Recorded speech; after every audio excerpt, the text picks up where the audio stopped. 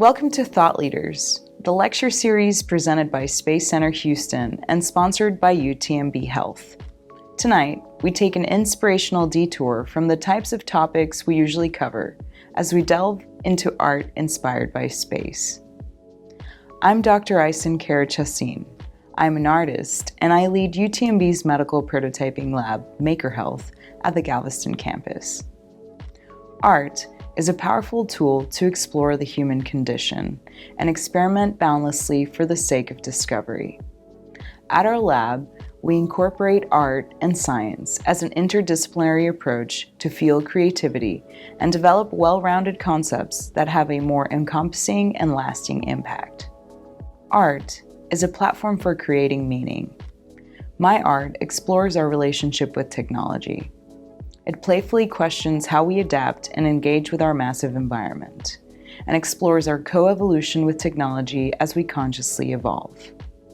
The human impulse is to have an ever more vivid experience. Whether extending our lives through medicine or incorporating tools to see the depth of outer space, it is in understanding this tethered experience of survival and adaptation where there are no bounds between medicine, space exploration, and art. They all seek to sustain our transcendental experience. Tonight's featured artists seek to explore these connections. David Delgado, cultural and visual strategist with NASA's Jet Propulsion Lab, sees art as a means for helping us to feel part of something bigger than ourselves. Dan Goods, also of NASA's Jet Propulsion Lab, tells stories to remind us of the gift and privilege of being alive.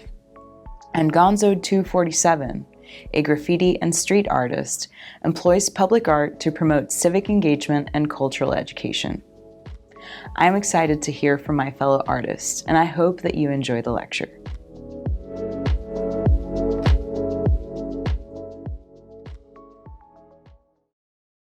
Hello, I'm William T. Harris, President and CEO of Space Center Houston, a dynamic science and space exploration learning destination and nonprofit science center. We also have the privilege of serving as the official visitor center for NASA Johnson Space Center. We share the story of human space exploration past, present, and future, with more than 1.25 million visitors annually from around the world.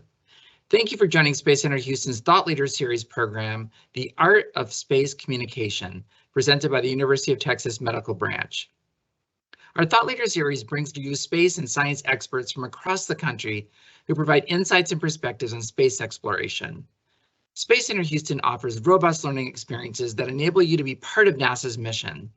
In addition to our extensive collections, you experience new exhibits and live programming, so there's always something new. We invite you to be part of what's happening now in human space exploration. Our spring exhibit, Popnology, explores how pop culture influences innovation. You'll see displays from iconic films of their time like Alien, E.T., and Close Encounters of the Third Kind. Popnology is open now through May 1st.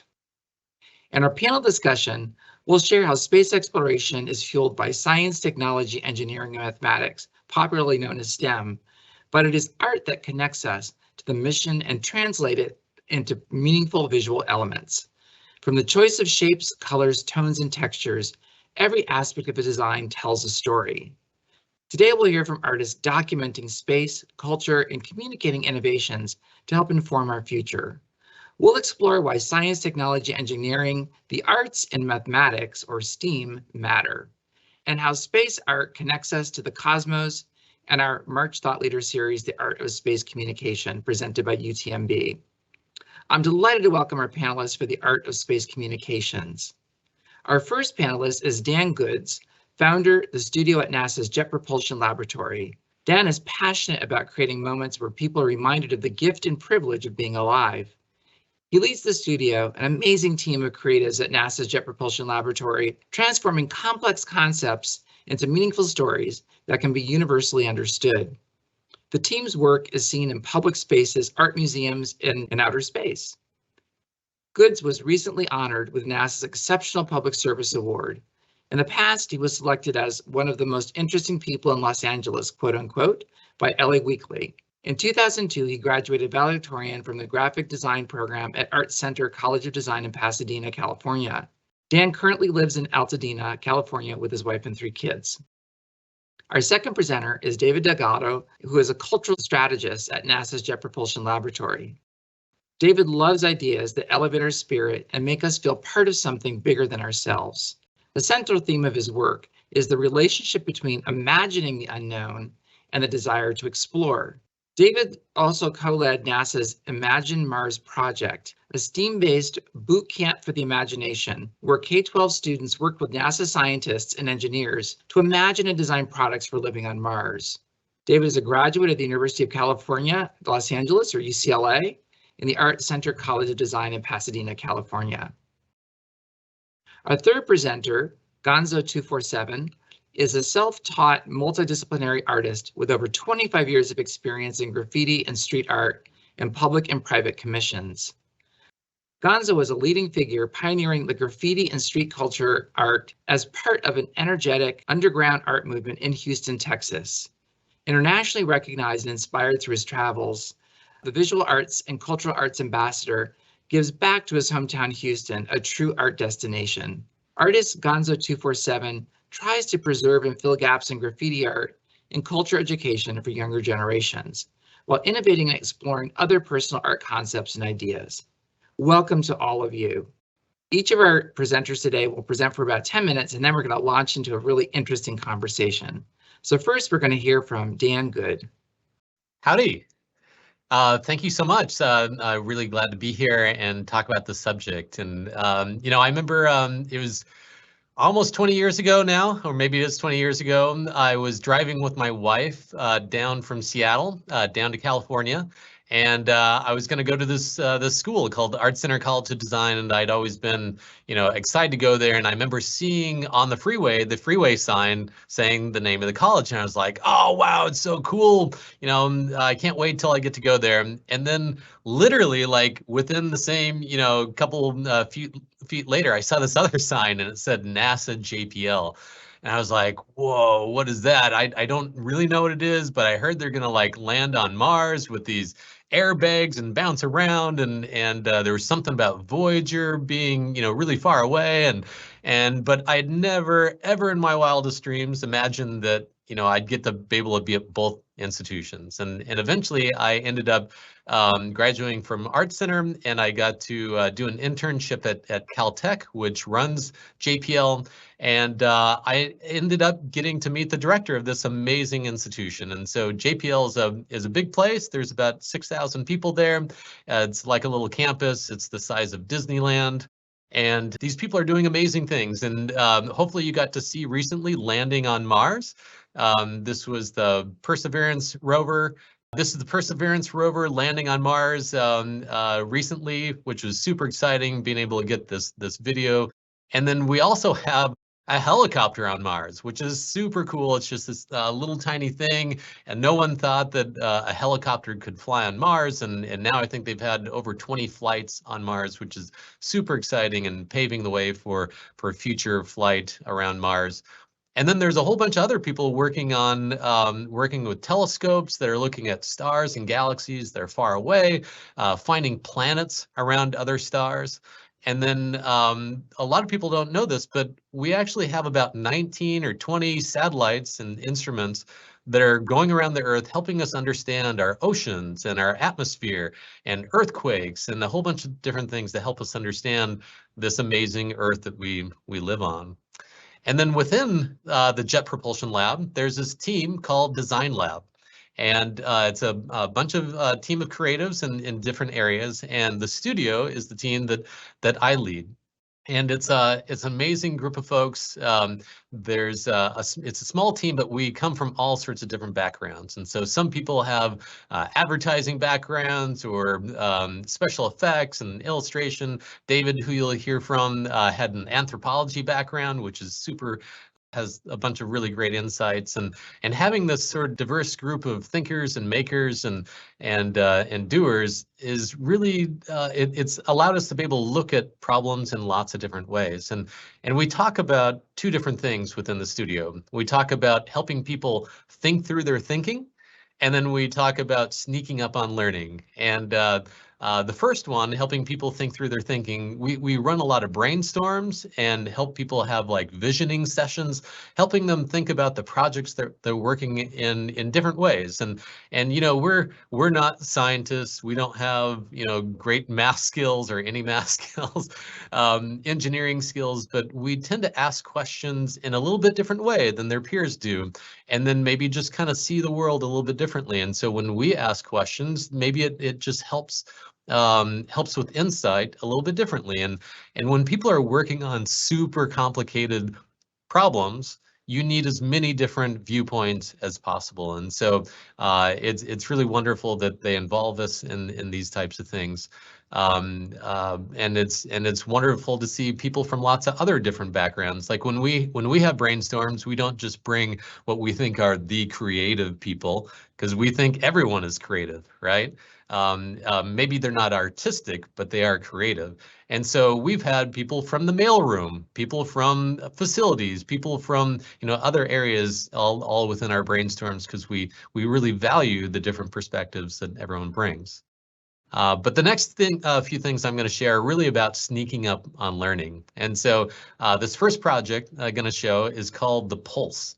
And there's a place at JPL called Mission Control. And this is Mission Control right here. And it's where all the data from all the spacecrafts that are at the moon or beyond come to this room. And so they're from NASA, they're from the European Space Agency, they're from the Japanese Space Agency, all sorts of different spacefaring institutions. And we get a live feed from that place, which is just a building away. And when lights come down, that means that at that moment, we're receiving data from a spacecraft far away, information we've never seen before. And when lights go up, or when lights are going up, that means that we're sending data to a spacecraft. We're telling it what to do. And every 20 seconds or so, we switch to a different spacecraft. And so some spacecraft can hardly send any information back and forth. So Voyager, it's beyond the edge of the solar system. It's been around for 40 years. It can hardly send any data back and forth, but other spacecraft can send tons and tons of information back and forth. And so we call this the Pulse. It really sort of gives you a sense of the heartbeat of space exploration at that moment. And this is at JPL, and it's right when you walk in to go into the main administration building. The next project is sort of came from the same roots. David and I got to go out to this place where there are these giant antennas speaking to spacecraft. And this particular spot was in the desert near Las Vegas. And it was wild because we knew that this giant antenna is talking to something impossibly far away, but we couldn't see the spacecraft, and we didn't, you don't know it's there. It's during the daytime. You can't see a little light going across, but we knew it was there. And so we started to think about, like, when you're listening to a bird, right, and it's flying across the sky, we were wondering, well, what if we could do the same thing, but with spacecraft? And so we ended up working with an amazing team, Shane Mirbeck and Jason Kalosky, two people that helped us envision this. It's called the Orbit Pavilion, and what it is a giant seashell. And when you stand inside, there's this sort of surround sound on steroids, so there's speakers all over the place. And when you stand in the center, wherever you hear a sound, that's the exact location of a satellite that NASA has that studies the Earth. And so again, I talked about over 20 satellites that help us understand our Earth. So you'll hear things all day long, and one moment they're over here, and next moment they're over there, and then there'll be a different sound for a different satellite. And we'll show you a little video here.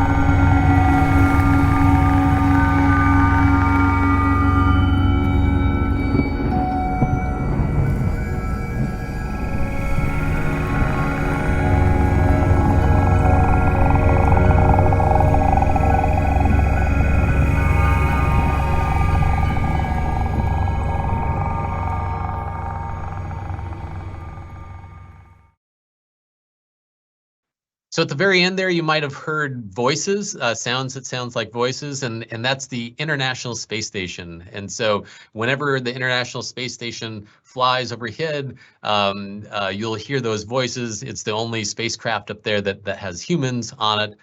The other ones, some of them sound like wind, and those would be any satellites that are studying our atmosphere.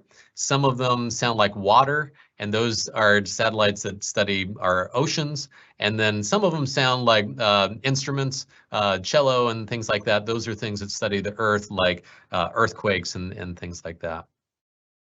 The last project I'll mention, maybe some of you guys have seen these before. Some of you might even have them up on your walls. This is the NASA Travel Bureau. And David and I and others worked on this project. David really led it. But it's a way of imagining a future that we hope to someday, if our missions today work out, that hopefully there'll be these moments in the future that we can actually go to these places. And so we're trying to, we can't see planets around other stars. We can only see like little blips, or we can't really see an actual planet. And so David had this awesome idea of what if, much like the travel posters from like the 30s, these places were impossibly far away, like Egypt and India. We could never really make it there, but you could create these posters that really made you imagine these places and think about them. And so we ended up working with a bunch of scientists on coming up with concepts.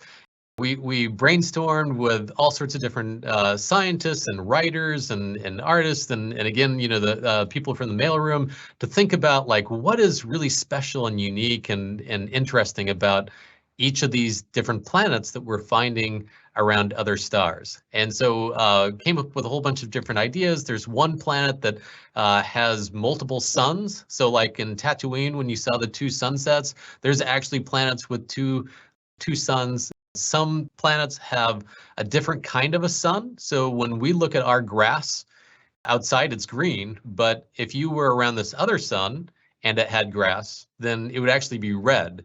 And so we were trying to think about like, could we be like travel guides or, have this travel bureau? And so that's where we kind of came up with some of these funny taglines like relax on Kepler 16b, where your shadow always has company, or Kepler 186f, where the grass is always redder on the other side. So they're kind of funny things, and turned out that a lot of people ended up liking these, and you can find all sorts of, we don't sell these, other people, since they're public domain, they sell all these things. But ultimately, at the end of the day, I got this email from a father who was sort of decorating his kid's room, and he sent this email at the end. I would love to acquire the posters so I can hang them in my child's nursery. My wife isn't pregnant now, but we plan to start trying in the next few months. I'd like my son and daughter to grow up dreaming big, and so things like that really warm our heart. It's what pushes us to work hard and be able to communicate on lots of different levels. Well, thanks. Yeah, I'll go next. Thanks, Dan. That was awesome. It's great to be here with everybody. Space Center Houston is a place I haven't been to yet, but I can't wait to go. And yeah, so I just wanted to talk through a few slides today and kind of tell you what we're doing. I know we're talking about art and science communication and how that affects people, and how that can affect people emotionally, and how that can really kind of bring them to appreciate their own curiosity in a different way, which is something that's so special, right? And I guess the insight that I wanted to share with you all is that it's sort of described by this graph here. You see this little teeter-totter, like a seesaw of, on one side it says hope, and on the other side it says despair.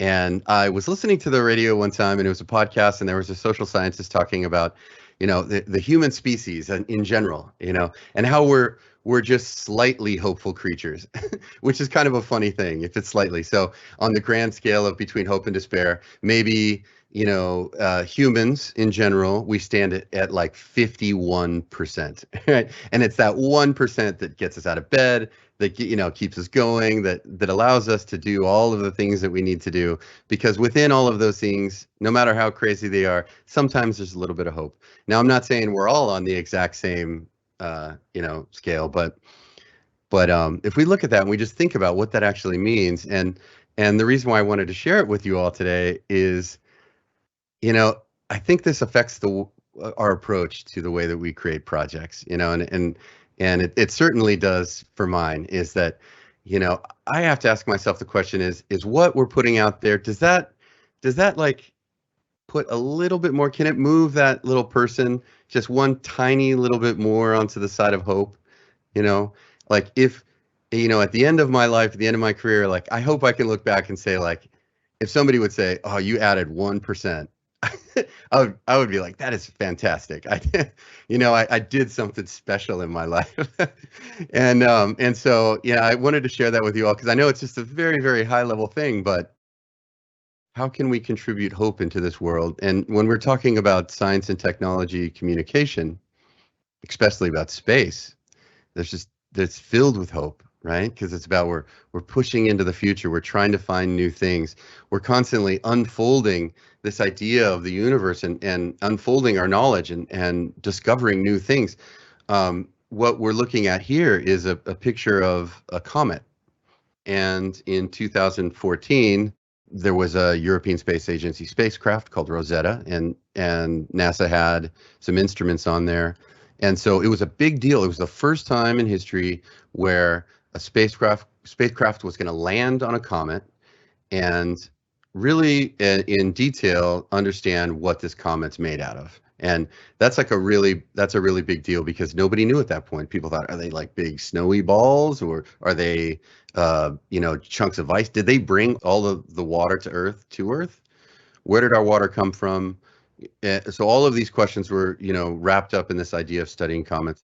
We were asked to do something at a big festival in New York to get people to pay attention to the mission. And one of the things that we were deeply fascinated on was that the fact that we've never gotten close to comets before. We've never landed on a comet. We don't know what they're made out of. This idea that they may have brought water to Earth is something that's fascinating. One of the scientists I was talking to would tell me, looked at me, and he's like, every glass of water you drink may be from comets. And that's really interesting to think of, because, we're surrounded by water all the time. And so our process here was to recreate a moment of discovery. How could we show people something that just brings out their own curiosity? And so what you're looking at here is a little kid who came to the festival who just wanted to stand inside the tail of a comet. And that was like a really big thing for us. We wanted to keep it simple. We wanted to keep it really visceral and interesting and interactive, especially. This whole project became about the presence of water and interacting with water. And because that was a huge part of the mission. And I should step back and also say that, this project was a project that we did in the studio, but it was a huge collaboration. We worked with architect Jason Kalosky to create this comet, and it was just really a lot of fun doing that. But, the whole nature of like being able to touch things and walk up to something, just to be able to kind of look at it and be in awe of its beauty. And, we were wondering what that would do. This is the first time we tried this. And so, but the great thing that we found out is that what it really did is it got people to ask a bunch of questions. And as Dan mentioned earlier, we call this sneaking up on learning, because once you're filled with curiosity in that way, it's the best time to receive information. And it's a time where you want to learn. And so out of this project, we started asking ourselves these questions. Well, is there a difference between knowing and caring? And I think that there really is, because you can know something and not care about it, right? But if you care about something, you want to know more. You have like a personal investment of trying to figure it out even more. And so we want people to care. And so that was the approach that we were taking with these projects. And I've got another one to show you that was a lot of fun. And part of what we're doing too is to really not only motivate people throughout the rest of the world to be interested in our own future of humanity and the process of science, and to be more engaged within their own learning and curiosity. But we want people within our own teams to think that way too. And sometimes it's easy to get lost in the minutia, the bureaucracy. It's easy to get lost in the rules and the regulations of daily work, but at the heart of the work that we're doing at JPL NASA is great, and that's why people come there, is to explore space and to do things that nobody else has done before. And so we wanted to remind people of that. And I'm about to tell you of this way we tried to engage our entire community at JPL doing that. And so we all met and really were brainstorming and thinking about, well, what are the things that people care about? Why do people come to JPL and NASA to work? And these are like big questions, like, who are we? Why are we doing what we're doing? How can we do things? How can we get people excited about that? And so what we ended up coming up with is we said, okay, well, let's take all of the missions that we're looking at right now and just project them into the future. Let's pretend that we're, if we take the idea of those travel posters that Dan showed, and we imagine that the world that those could exist in, and, all of us are traveling in space and we have that capability, what would we do for fun? And that sort of led to this whole idea of all of these different clubs and societies that you could join. But that was the general storytelling aspect of it. What it really was a way to showcase the work that the people had been doing, and the hope that's involved in that, and also the ambition, but also the success that's been involved in that too. And so we turned all of these clubs and societies into stickers. And these stickers came in multiples, and they came in this little pack like you see here. And the whole intent was that people could pass them out to the people that they love, or, their kids at home, or, a lot of times they're all meant for, it's a little bit of a joke, right? There's a joke built in each one of them, So you'll see like an old school European bumper sticker there before the EU was developed. And sometimes you might see those with like a DK from Denmark, or the name of the country. But here we just put E for Earth. So you can throw that on your bumper and be like, hey, this is where I'm from, when you're traveling through space. Or, Proxima B, as you can see here, was an exoplanet, which is a planet around another star, around our closest star system, actually, Proxima Centauri. And Proxima B is one of those planets. And we're imagining today, well, if you're going to go someplace and you're already living in space, where would you go, to go to college? And, if you want to stay close to home, maybe you go to Proxima B City College. And so all of these were like just meant to have fun. Europa is, a moon around, Europa's an ocean moon around Jupiter. And it has these like, deep oceans. And so that led to Europa Scuba. Each one is many things, and we kind of layered it on top of it. But the whole goal was to have fun, and present like these really fun stickers. Joby Harris was just a huge part of this. But each one is a story too. So as they give them to their friends, they can explain the joke if their friends don't know. Like, for example, on this one, the secret order of dark matter and dark energy, right? Dark matter and dark energy is this huge field of science. People are trying to figure out what that stuff is. But the name in itself sort of sounds like a mysterious, culty name or something like that. And so we just jumped on that and went all the way through it. In fact, if you turn the sticker around, I should have showed this in my slides. All the description of what it's all about is like all redacted and blacked out. So it's really fun. But really the stories that are being told in here are not just for fun. They're presented in a fun way, but we wanted them to be about the missions that we're engaged in, the types of exploration that we're doing, so that not only the people within JPL and NASA can hand them out and feel awesome about what they do, but they can tell a story about not only about what they do, but about what we're all trying to do. And it's really sort of figure out where we are, figure out why we're here, and figure out if there's any life out there, and just know that we're in this huge process of exploration that's continuously unfolding. And they were a huge success, which was great. And they really helped to build people's passion. And I think that back to that hope thing, it feels good when you can just put your finger on that little teeter-totter for a second.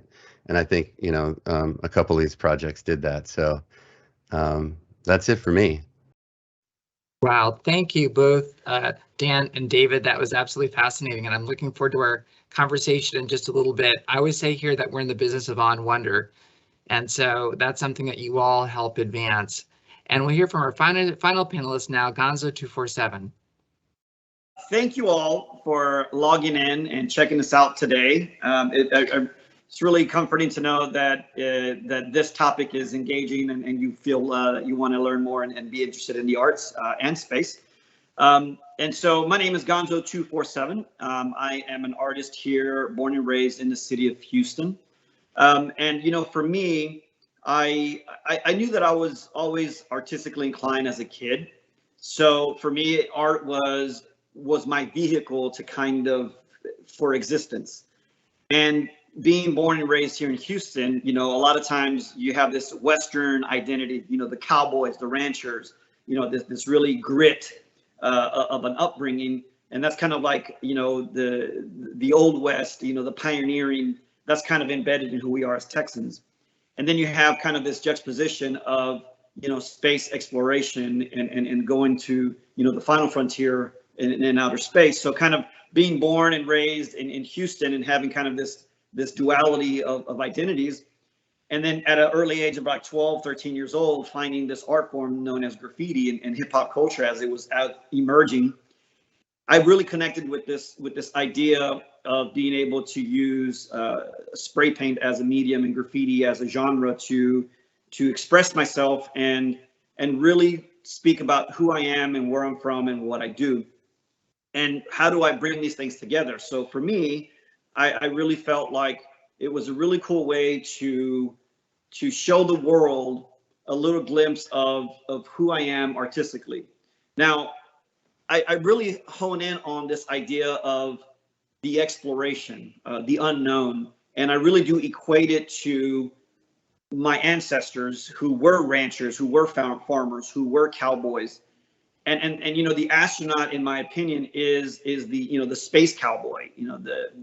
The astronauts are the people that are going into this unknown world and trying to figure out how can we then help humanity follow along and conquer this desert per se.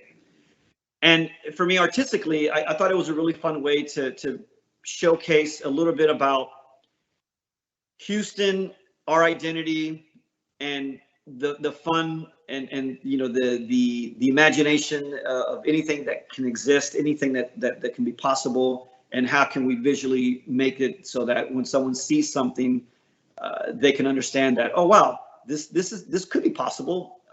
This is something that can be tangible. And also for the younger people, I wanted them to see something and hopefully inspire them to either follow their passion in the creative world and or follow this passion in pursuing the unknown, the knowledge of the unknown. And for me, being born and raised here in Houston, Houston is the most diverse city in all of America. And growing up with all these cultures, I really caught on to that at an early age, especially since my parents immigrated here from Mexico. We would always take road trips to visit family. And as soon as you cross the border, there is indigenous cultures like literally on every street corner. And I think subconsciously I absorbed all this. Later in life, as I think I was in elementary, maybe junior high, I remember visiting my first Native American reservation and immediately starting to connect the dots between what I was observing in Mexico growing up and then now this Native American tribe. I saw some similarities. As I grew as an artist, as my art took me around the world, I always like to hone in on indigenous cultures no matter where I go. And so, being able to be in Nigeria and hanging out with the Ibu tribe, or being in Taiwan at the top of the mountain hanging out with the Zo tribe, I started kind of seeing these connections of, when you get down to the root of wherever you land on this planet, there was someone already there. And if you dig and you do your history, you do your research, you start seeing that all of our cultures, we are all more alike than we are different. because we're all human. We're all from this planet. And so I started seeing these similarities, and being of the hip hop culture, we kind of created this entire movement, and a lot of it was the remix or the mashup, where we took inspiration from James Brown, or take inspiration from old jazz records, and we kind of sampled them and remixed them and came out with new content. That kind of inspired me in taking all these experiences from indigenous cultures and all these experiences that I had, and then I internalize it, absorb it, and then I remix it, and I create this new style that I call the hybrid of humanity. So for me, when I create my work, a lot of times I tap into this idea that I call hybrid of humanity. And what that is taking those inspirations from different places, different people, different cultures, and I put them together. And so you'll see throughout my work that there'll be either different color patterns or shapes, or almost symbol-like, maybe even some type of symbol that I feel is the interpretation of people coming together. When we all come together and we all work in tangent, we can make beautiful things happen. And I always feel like when people see my work, there's something about it in the subconscious level that you connect with. You might not know what it is, but I think it's just, it's in our DNA that what I'm putting out there is somewhat like, I can understand this somehow. And all that, I say all that to represent, when you think about space and exploration, it isn't just the one astronaut that's sitting in the one spaceship. There's a lot of energy, a lot of effort, and a lot of people that came together in order to make that happen. In this particular image, what you can see is the space shuttle, which to me, it represents us as humanity, and we're blasting off into the unknown. The background is space, and then in the midground is the state of Texas, which is where I'm from. And that's kind of a launching pad because the Space Center is here. And so the thrust that's propelling the shuttle, the spacecraft in the air, that is my interpretation of all of us coming together. It's the energy, the brain power, the enthusiasm of all of us coming together. And that is what gives the spacecraft its lift. And for me, as an artist, visually representing how it's a team effort in the long run, for me, that's important, because it wasn't just one person that stepped on the moon. It was all of mankind that was taking that giant leap. And for me, I feel like anytime I have an opportunity to be able to bring this idea of working together, being one as a person, and then taking that and exploring the universe and the cosmos, I think that's a win-win-win, because I can create something visually pleasing that hopefully is inspiring, but also kind of tells that story of who we are. Now, I do use a lot of I guess, vintage with the space shuttle. I know that we've moved on to the Orion, and that's kind of propelling, that's the future. But in the same way, like when I was growing up and when we had the shuttle, everything that I was seeing was still the Apollos. It was still kind of like, this is what we know, but this is the future. And so here it's like kind of going back to that idea of like, this is where we were, and the future is still coming. So maybe in another 40 years, the Orion's going to be the old school ship, and I'll graduate to that. And by then we'll be doing some wormhole light travel, and I don't know, but I can't wait to see where we go from here.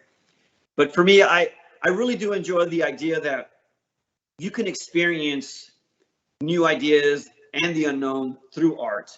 And to be able to bring what I do on the streets and what I do on walls and incorporate that with my ideas and visions of what could be and what possibly can be, I enjoy that process. And hopefully one day, we can look back and somehow we can, all these projects that we are all doing here and talking about today, we can look back and then we'll be able to see how these projects really did matter, how these projects really were on point, and how these creative things that we were producing out of our imagination, how close they were to the reality that it becomes. So that's about my 10 minutes. Thank you for jumping in and listening to this, and I look forward to having this conversation with everybody. That was absolutely fascinating. I have so many questions for the three of you. And I thought it was actually really intriguing to actually see images about the studio's creative process and how you began honing in an idea. And so a question I really have for all three of you is kind of what drives you? I mean, what What do you source your creativity from in the work that you do? Yeah, well, the diagram that David showed was I love that diagram of hope and despair, and ultimately, you know, I either want to bring a smile to someone's face, or I want to you know, make them think deeply about something that maybe they've never thought about before, that might actually change their life in some way, and that's one of the great things about being, you know, working on things in space sciences is like the big questions are all there. You know, who are we? What are we doing? Why are we doing it? And so I think that's what sort of drives me. No, I totally agree. And that was such a great, thank you everybody for Gonzo. That was so cool. I'm just telling you, I love your work so much. No, I think the thing that drives me is, you mean, you know, I want to wake up people's imagination. You know, like we have this incredible capacity to imagine what could be. And I think the more that we populate that whole, you know, imaginary landscape of all of these different possibilities, we're just so much more able to take those ideas and deal with ourselves today, you know. And I think it's amazing, and we don't all have a chance to, you know, do that all the time. And that's why I say the word wake up. You know, it's like I somehow, like, I don't know if I'm fully awake yet or what even that means, but just the idea of engaging with people's imagination motivates me a lot. And what the reason why I want to do that is to make people more curious about what could be. And I'm hoping that in so doing, they discover something along the way that they can really help themselves and help us all, you know.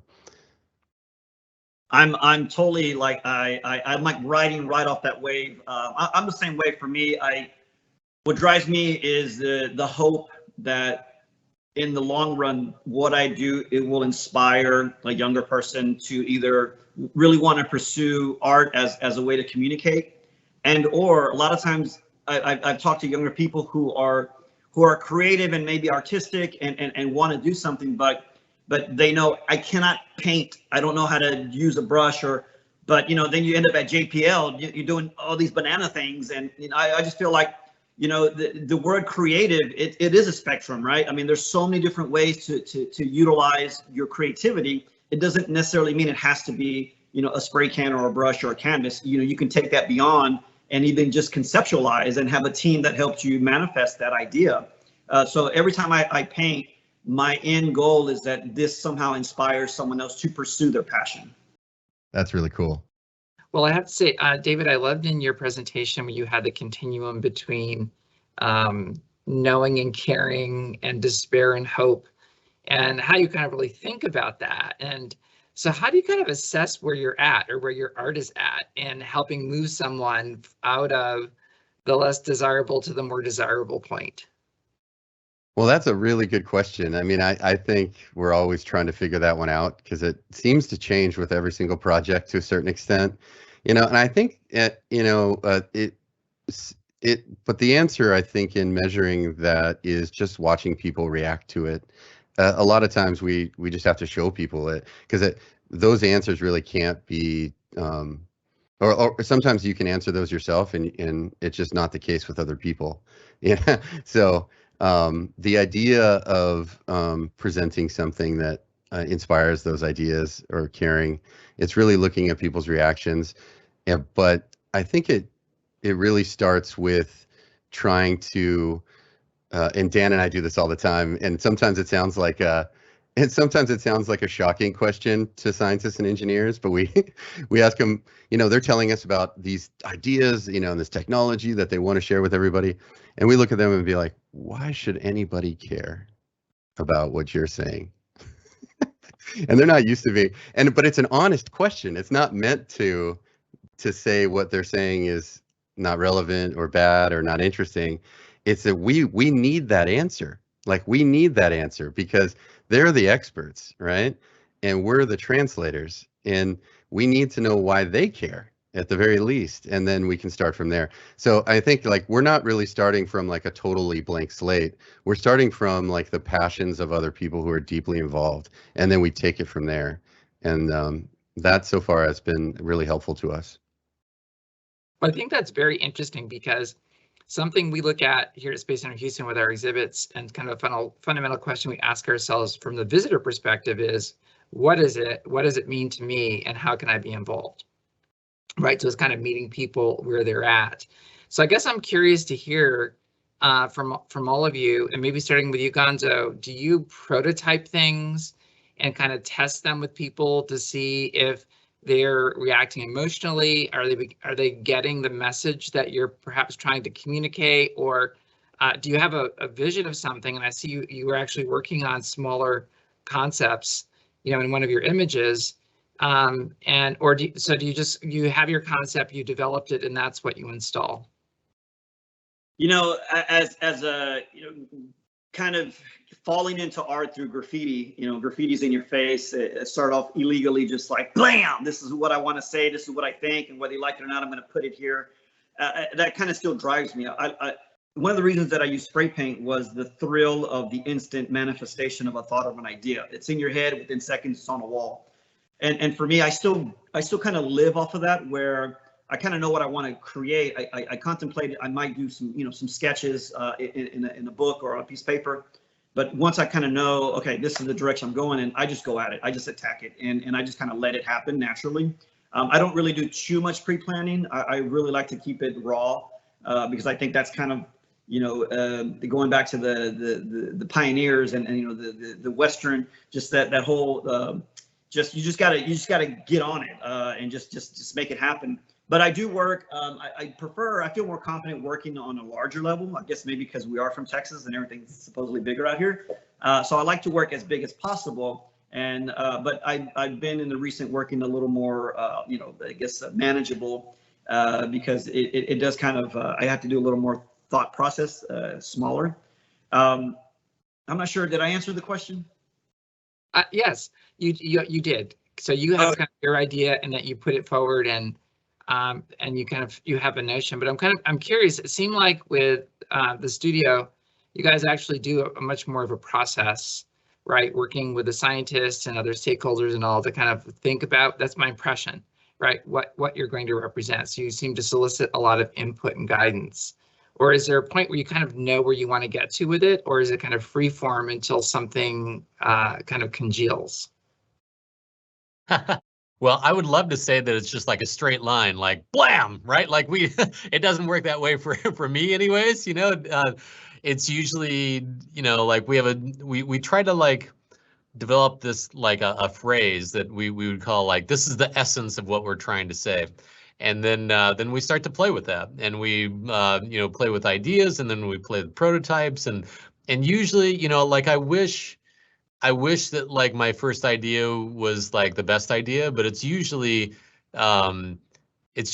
someone else responding to something that we showed that actually puts it into the right direction. And it's like, oh man, I wish I would have thought of that, or how did that, that's a great idea. And so to me, that's sort of like way it works for me, is that you got to put something down, like that's the way to start. And then it's bouncing it off of lots of people and seeing, well, how do they respond to this? Is this what we're actually trying to say? And then hopefully, it's a big roller coaster. It's like super excited. This is going to be amazing. Oh, nobody gets it. Oh, I think we figured, no, it doesn't work. Oh, we can't afford it, or whatever. And then at the end, somehow, bleary-eyed, hopefully people are like, that's amazing. You just did that in like 15 minutes, right? And we're like, it's like lots of blood and tears in the process.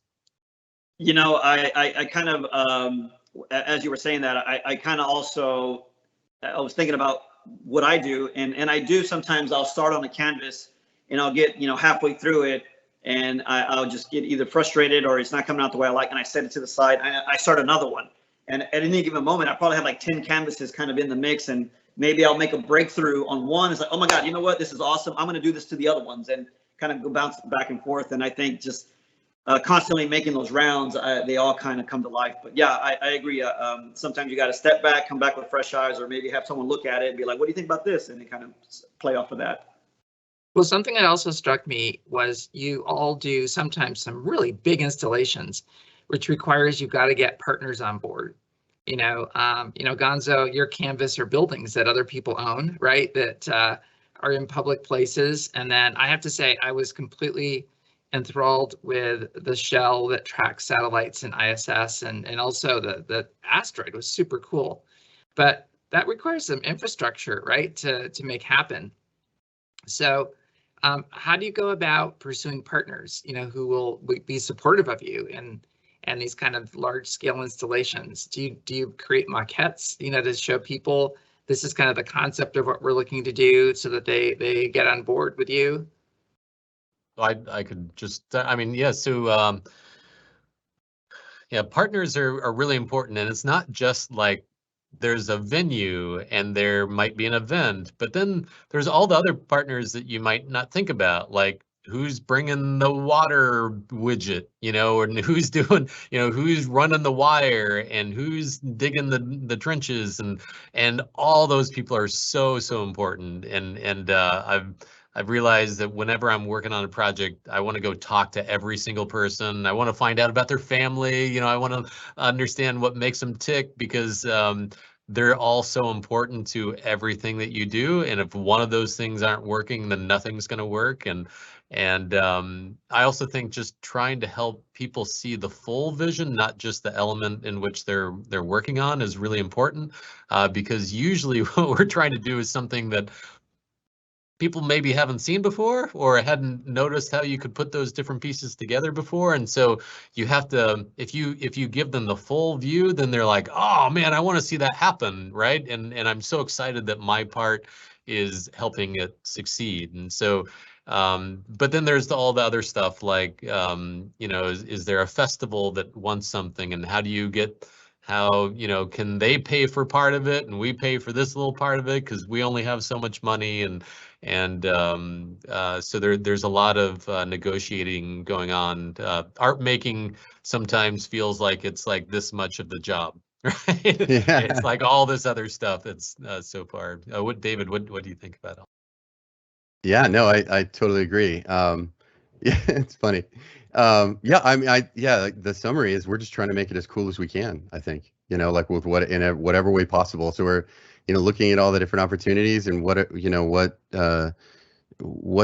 possible to use, like material wise or location wise, or we're just trying to we just try to take advantage of the ideas that we have and the partners that are possible to work with, I guess, and sometimes that is possible and sometimes it's not that possible. And so, yeah, I would say that like Dan said, it's the art part or the, concept and the creation part is smaller, but it's still fun going through all of that process, I would say. For me, if I'm going to paint the side of someone's building, I usually have to ask for permission, and it always helps if I have a mock-up and say, hey, look, this is what I'd like to paint on the side of your building. So for me, I definitely do some renderings ahead of time.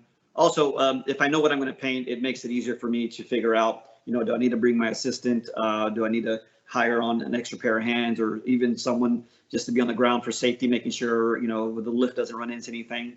But my recent project I just finished, it's the tallest mural I painted so far, and it was 9 stories tall. And I had to use what's called a swing stage, which is kind of like what the window washers use to clean buildings. And I had never used that before, so I had to get an entire team put together. We had to get the proper training, safety gear. So for me, it's whatever I need to do and whoever I need to bring along to make sure that the project's done safely and efficiently. Then that's that's always the priority, because there's no sense in trying to do it yourself and dying in the process. And then the worst part is you leave your artwork undone. So yeah, safety is always first, but having a team is crucial. And I think that I'm lucky that I have a really good team I can depend on. Just adding on that, like thinking about the safety and thinking about the electricity and all the codes and all that sort of stuff, it's a pain, right? But I think if you do it right, you're leaving a legacy for other people to be able to do stuff, because, people think artists, they don't care, they're just going to go, they're going to go crazy, right? But it's it's something else to see, you know, an artist team that is like locked in and everyone just knows that they can trust them. And I think, you know, as we have something that we need to do that so that other people have opportunities in the future as well. So there is a layer of trust. Well, that's so true, because I'm sure there are risks, right, with some of these, and you got to think through all those things, because sometimes you think, oh, somebody won't do that, and of course they will, you know.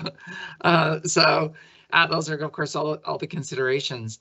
Well, I know, you know, many of our viewers get very excited about our presenters and want to understand, how can I do this, and how might I get involved? Do any of you engage the community or volunteers, or kind of what words of advice you each shared a little bit about your backgrounds? Do you have any other words of advice for someone who's really inspired by what you're doing and may want to pursue a similar path? I can jump in on that. I would say just be really curious about lots of different things, and because one of the things that I've noticed is that when you start joining those things together that are like traditionally part of different areas or different schools of thought, or it's those new combinations that are just incredibly exciting, and that's what I would encourage everybody out there to do is, you know, just study everything you can, research everything you can, read everything you can, and just be curious, because all of that stuff is going to create this gigantic pool of resources for you to just dig into and start putting concepts and ideas together that really create something new. And that for me personally, that creation of something new just feels really good. So I'm hoping other people out there can experience the same thing. So Dan or Gonzo, do you have any thoughts, or do you involve volunteers or others? Maybe we'll start with you, Dan. Yeah, well, I mean, we live in like a moment in human history that's unlike any other, where people really can sort of really become experts in the things that they love and find other people that want to pay for that, right? And it didn't used to be that. And I always think about like the jobs of the future don't exist today. So if you're in high school, you know, or you're in junior high, you know, there's going to be a whole bunch of careers that you can't even imagine right now because they're all being invented right now. And, you know, different people want to work in different ways. And some people want to do, you know, a job that would be traditionally thought of as a job. You know, you're a doctor, a fire person, you know, those types of things. And then other people just, you know, they think a little bit differently, and but they're passionate about it. And you want to find something that, if you're up at 2 a.m. in the morning and you got to keep working for another 2 hours, that you're okay with that, right? And you're excited about it. And it just so happens that now, in this moment of history, with the internet and with all these different ways of being able to, you know, exchange funds in different ways, you can actually become an expert in a thing that you love. And there's going to be someone out there who wants that. And so that's super exciting. And so you know, there was no job. There was no studio at JPL. I was given an opportunity, worked for 8 years sort of by myself, and then was able to start hiring a team.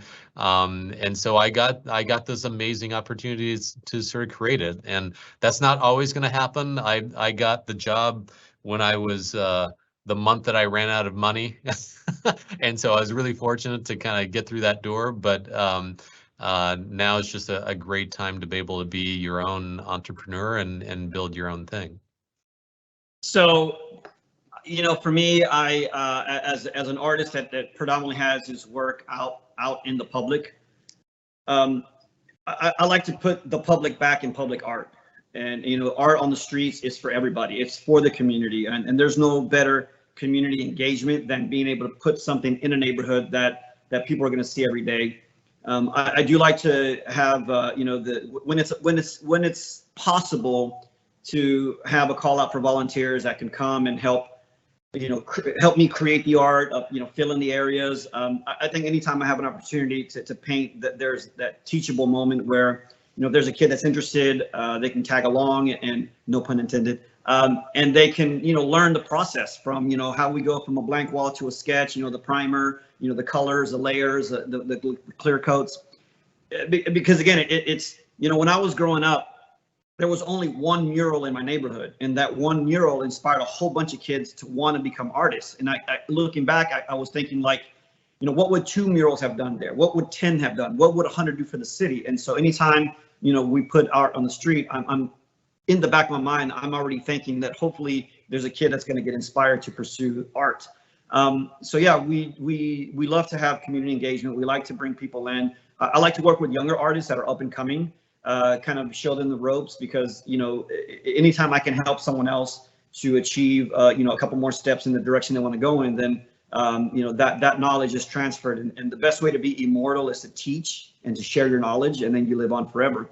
But that being said, you might not be an artist. You might not be technically advanced. You might not, when I was a kid growing up, to say I want to be a skateboarding superstar. Back in those days, like skateboarding was just a hobby, something you did after school. You're crazy little kids just running around. And then you have a guy like Tony Hawk come out who's like a pro.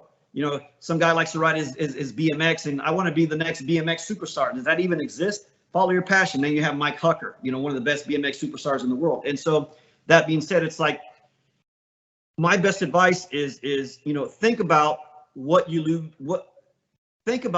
love to do so much that you would be willing to do that for free.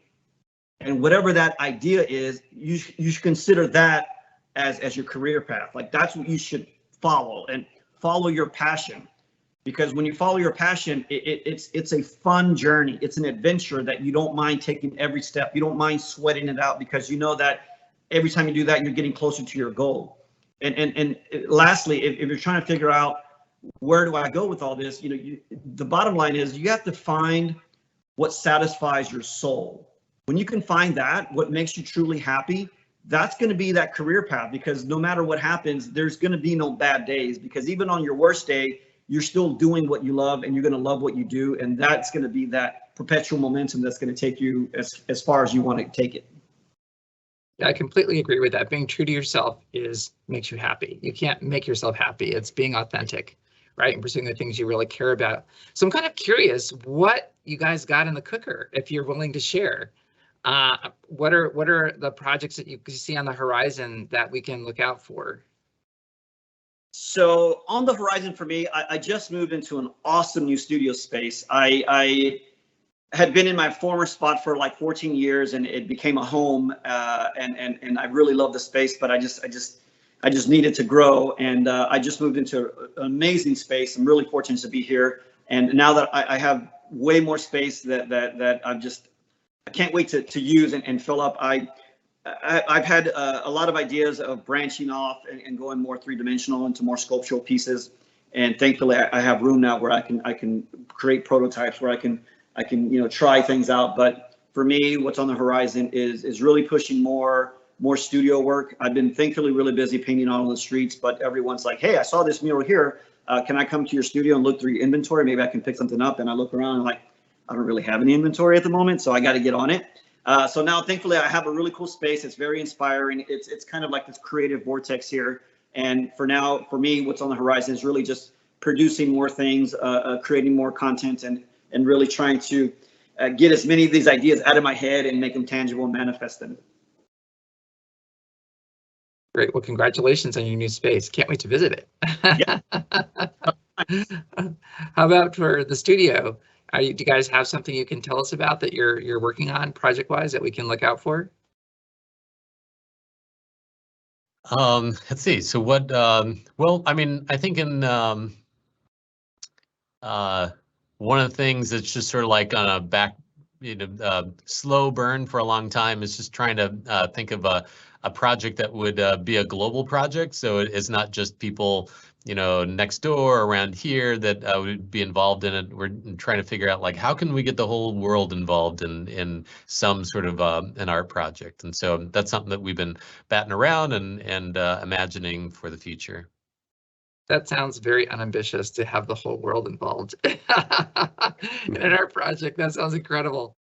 That would be great. Well, it is really amazing now that we live in an age with ways of connecting with each other. We're more connected than ever. I think it's like one of the good outcomes of the pandemic is I think people have the ability to connect in a way and at a scale that never existed before, which is, really quite remarkable.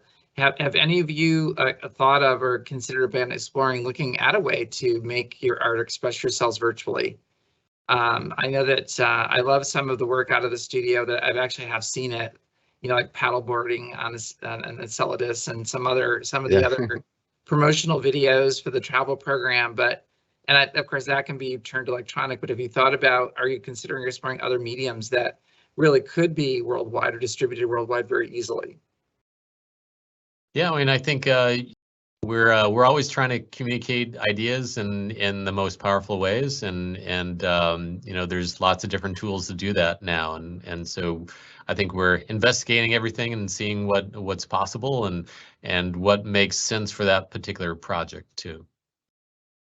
And we're also really interested in just understanding how people connect with each other and the things around them. You mentioned that we're more connected now than ever. In some ways that's true, and in some ways we've become more disconnected to each other as well. I think we're really sort of aware of that, and we're trying to think about not only how can we connect with each other, but like how can greater connectivity and a sort of a closeness to the things that we research improve our curiosity and question making to make that research even deeper and better, And so that's also something that we're working on in the design lab and at JPL is to look at connectedness and what that means, and what does the future of connectedness look like in the world of science. And people are going to be traveling together for long periods of time. They're going to be living on the moon and on Mars. What does that mean? I think we all got a little taste of it through COVID, but it also showed us that we could be, we have all these new forms of connectivity now that we're forced to do, right? So what happens if we choose to do new forms? What could we create? And I think at the basis of that, these experiments that we're working on is just understanding that we're highly adaptable creatures, but we definitely need to connect with each other. We're working on that as well. For me, and I think some of the audience members might relate to this, but I grew up in a time when if you wanted 100 friends, you had to go out and make 100 friends, not just accept 100 friends. And it was actual FaceTime, not just like on a device. And I'm still kind of in that mode of now that things are kind of passing on this pandemic, I'm a real social person. And for me, I like to interact in the real world, in the real time. So it's kind of like I'm on both sides of where it's not about how can I digitally put everything everywhere. I want to physically go, I want to get out. I want to take myself to different countries and different places, different planets. But at the same time, being able to utilize current technology. I'm always open and looking for new ways to connect with other people. Obviously, social media has made that a lot easier. But for me, I can see a profile and I can like your work, but it's when you get to know the person on a real peer-to-peer level, and you really get to appreciate that person, not just an image. And so I'm really more about the actual human connection in real time. But digital, I'm always down for whatever. Fantastic. Well, I do want to acknowledge, Gonzo, that I had the great fortune of supporting Top Chef when they filmed the episode in Houston, which is currently being broadcasted. And I was so thrilled that we had your artwork, as part of the studio set. And the film crew said that filming about the space program was actually their favorite episode ever. They just loved it. And so it was a really important part of helping to communicate the identity of Houston and incorporating in that the journey of space and the possibilities of space. So that was a great way to represent Houston, as part of that series. Yes. Thank you. Yeah. Thank you. It was really it was an honor to work with Top Chef and the whole production crew. And I was really honored that they saw my work and felt that what I was creating was, they wanted to really, I was really honored knowing that when they saw my work and what I was doing with it, that it resonated with them, and they realized that their global audience could also resonate and see the image and really connect that with Houston. And, you know, maybe we go from having Top Chef visiting the Space Center to let's have a whole exhibition, right? Let's get some of these art pieces in there and we'll have a crazy old school throwdown. Absolutely. I would love it with all the work that you guys are doing. Well, I think we're coming to the end of our time, and it has been such a stimulating and fascinating conversation with all of you about the work that you're doing. And I know we're going to provide information to our viewers on how to follow all of you and the incredible work that you're doing. And I want that asteroid here at Space Center Houston, you know, with that float pond or the echo chamber, you know, with satellites. Those are such a great way for people to emotionally feel exploration and really get a great sense of it. So I think all the work that you all do is incredibly successful and meaningful. And again, we're so honored to have a conversation with you and be able to showcase this with our constituents. So I want to thank you all for joining us for a really fascinating conversation. And if our viewers would like to learn more about this topic, please follow us at Space Center Houston's social media sites and check out our blog at spacecenter.org. Thanks again to our panelists, and we look forward to seeing you at our next episode of Thought Leader Series here at Space Center Houston. Thank you. Bye-bye. Take care. Adios, Cowboys.